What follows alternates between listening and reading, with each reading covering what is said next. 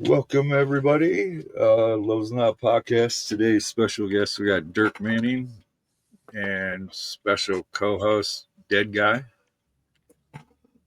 No, man. Thank you for having me. I appreciate both. It's good seeing both of you. Thank you for having me on.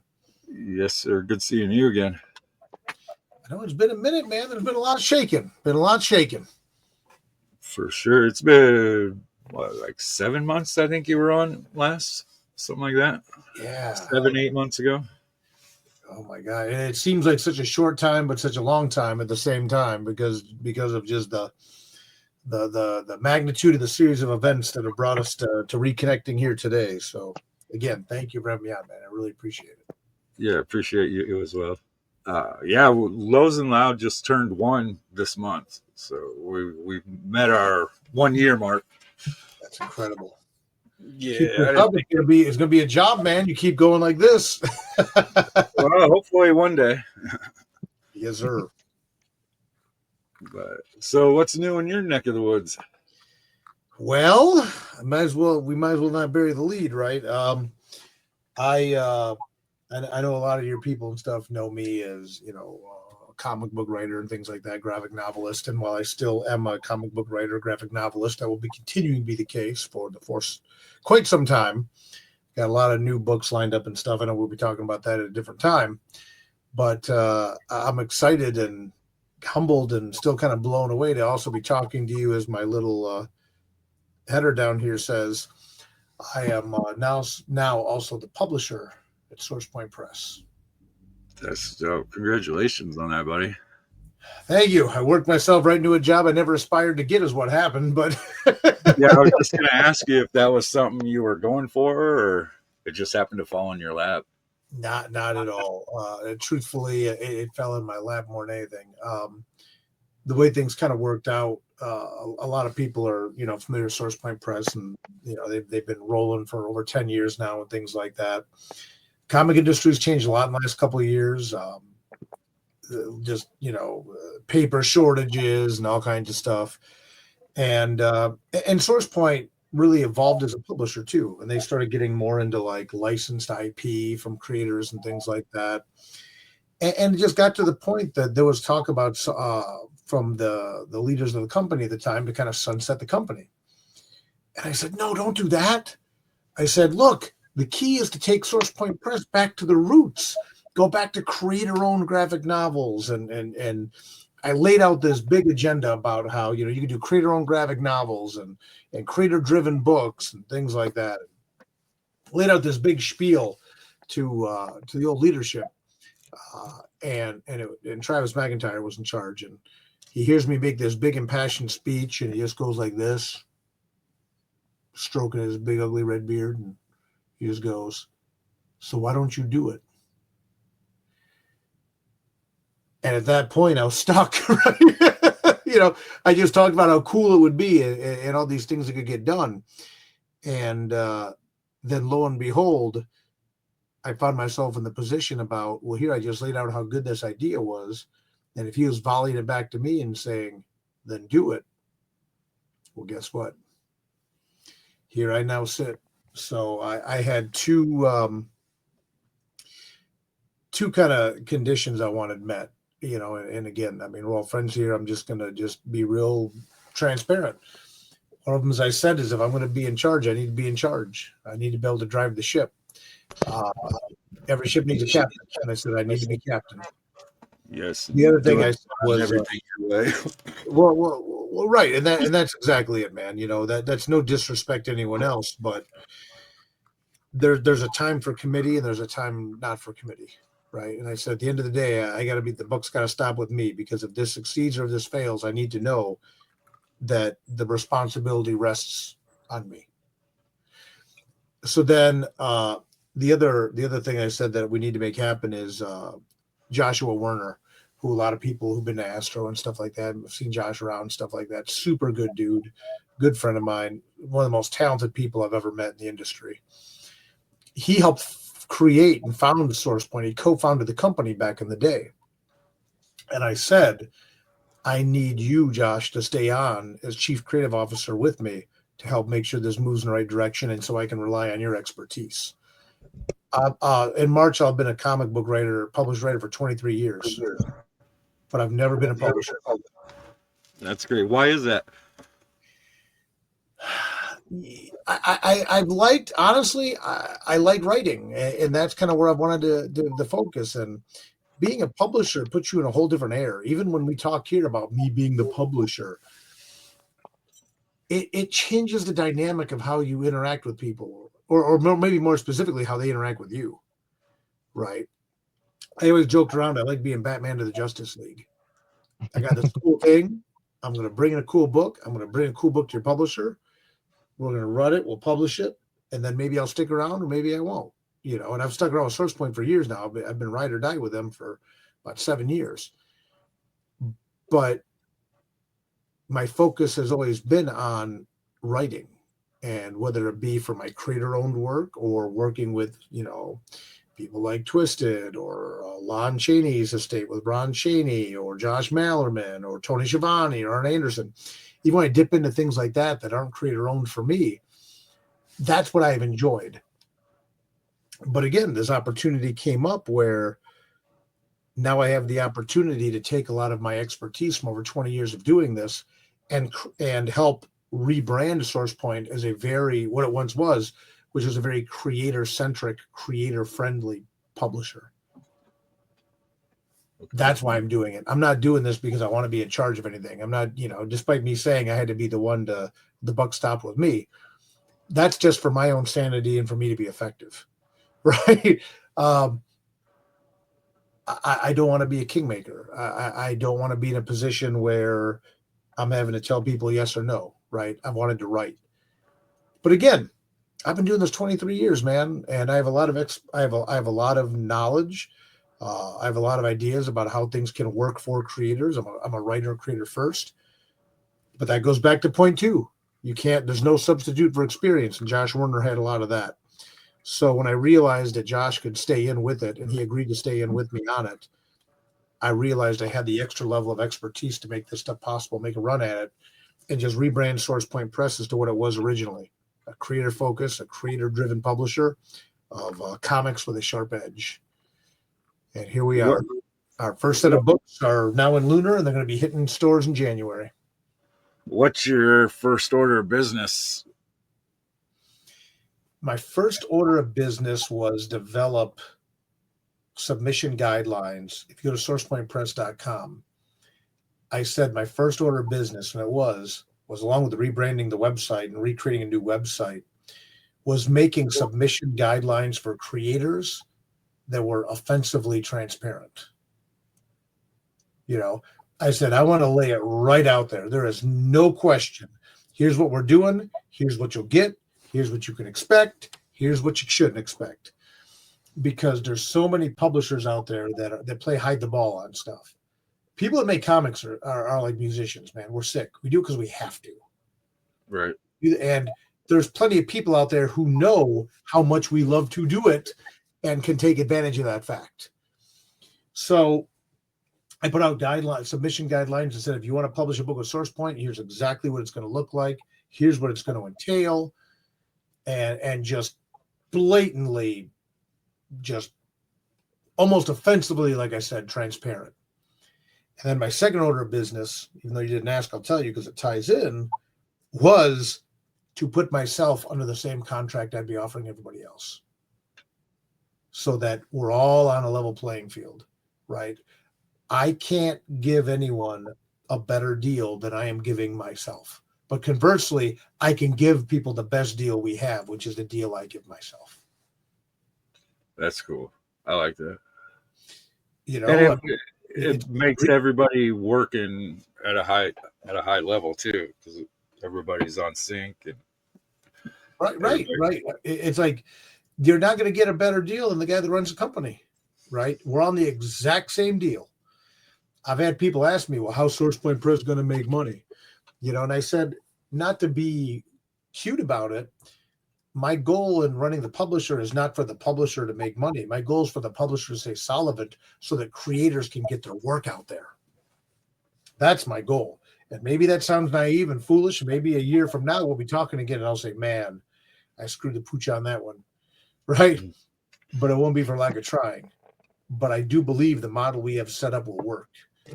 And the Source Point as a brand will really mean something. It'll mean comics with a sharp edge. It'll mean great comic books. It'll mean specifically great graphic novels. And hopefully, just by virtue of being on the brand, all the books will sell more. Everybody will make more money. The publisher will stay solvent, and this will remain open as an access point for people that want to do creator-owned books.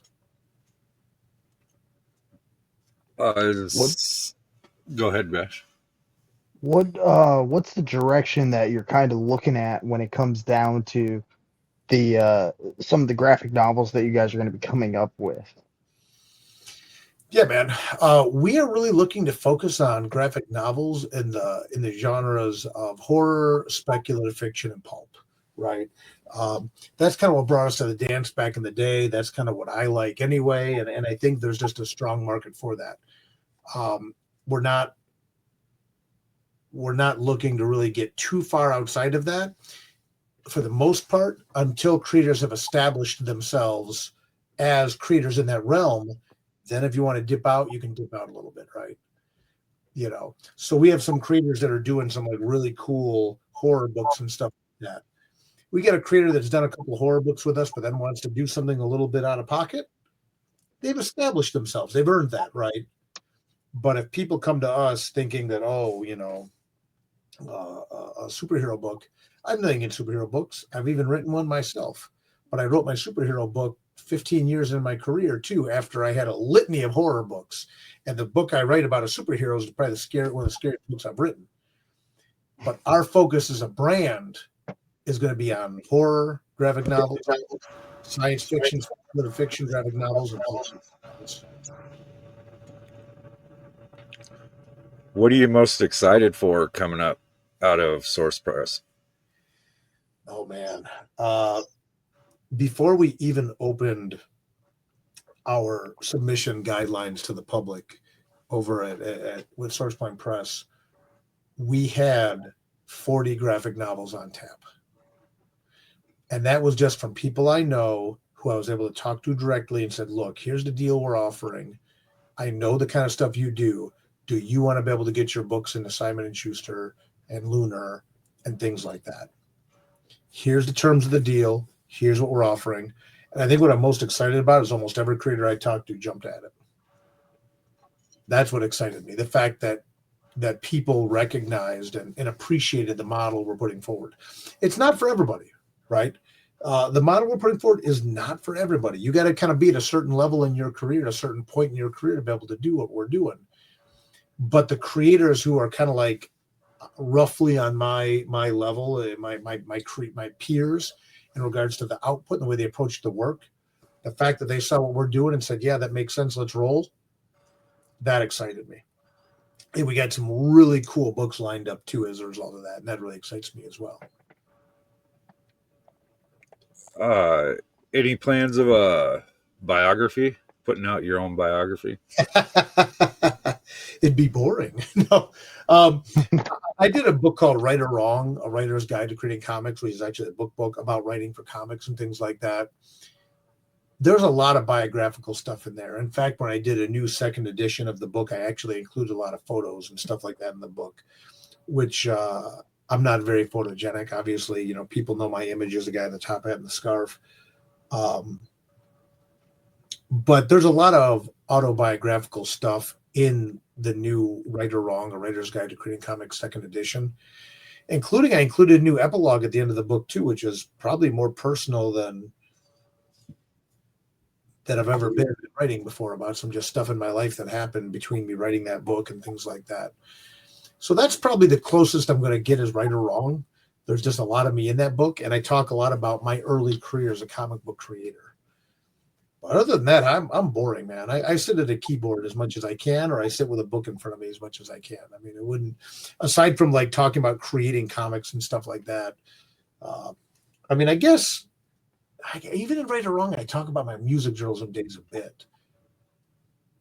I have thought, it's funny, the more I'm thinking about this, I have thought about one day doing a book called Life on the Road and just talking about like all these crazy things that have happened on the road. But hey, that could be interesting.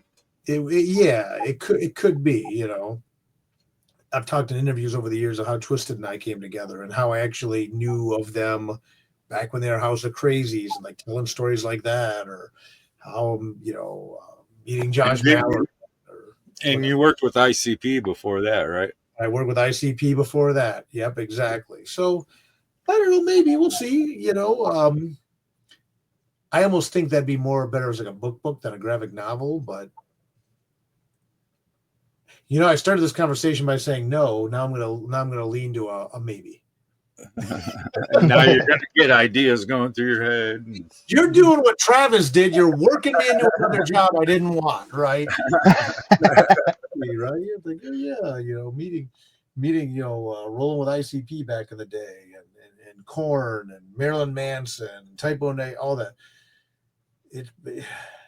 Typo would have been awesome. Typo was the first big interview I ever did, and it was so cool because we went outside the tour bus for the interview. Back then, I couldn't even afford a tape recorder.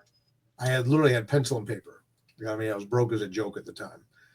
And, Peter had a couple of people on the bus. They left the bus and he ushered me in. And the first thing I remember is he like shook my hand, and his hand just like enveloped mine. Like, it's huge, dude. And there's a picture in the New Right or Wrong book. I don't think I have one here close to me. I do not. I got it on the other side of the office here. But there's a picture of me with Peter Steele from that night.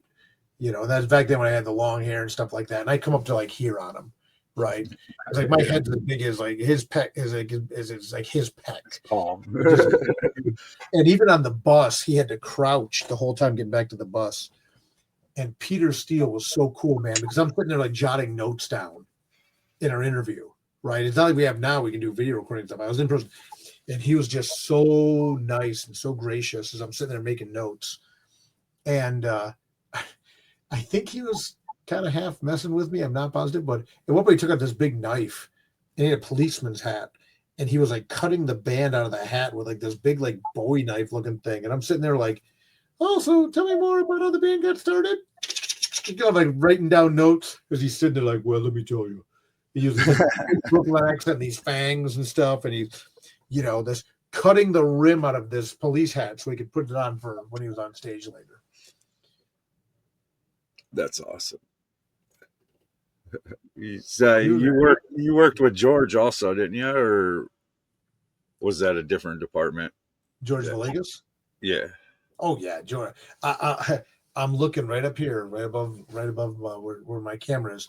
Picture me and George from one of the early Astronomicons. George is a great dude. Not only is George the one I worked with to do the 2 volumes we did of Haunted Ions, but George Villegas is also the one responsible for hooking me up with Chain Entertainment, which led to the creation of the London After Midnight graphic novel. And if you're a horror fan, classic horror fan, you probably know this image right here. This graphic novel exists because of George. George got me in touch with Ron Chaney, and we were able to bring back this long lost horror film as a graphic novel. And George is even listed right inside the front cover as talent relations management. He's listed right in there. Bam. So yeah, George is a very good dude. I've got to work with George a lot, and he's just been so busy with so much stuff he's got going on right now, man. He's just popping off. And I'm so happy to see it because he's such a good dude. Yeah, absolutely. Very humble and nice. Yeah, very humble, very nice, very hardworking. Like I said, there's not many photos of me I keep around, but here I'll just hold on. I'll give you guys a little exclusive here. It's the stuff that no one else sees. Here's a little picture of me and George and Mariana and Alessandro, who illustrated your Big Vin shirt. Yeah, there it is, from one of the earliest Astronomicons. And I keep this wow. my desk. Awesome. Yeah. This is at the concert, and that just is just a little reminder. Sorry, here you go. Yeah. But there's the photo right there. Just a little Polaroid that just reminds me of those days. Keep that. Awesome. It's just literally, I mean, you can see it's arm's length. It's right in front of me. Yeah.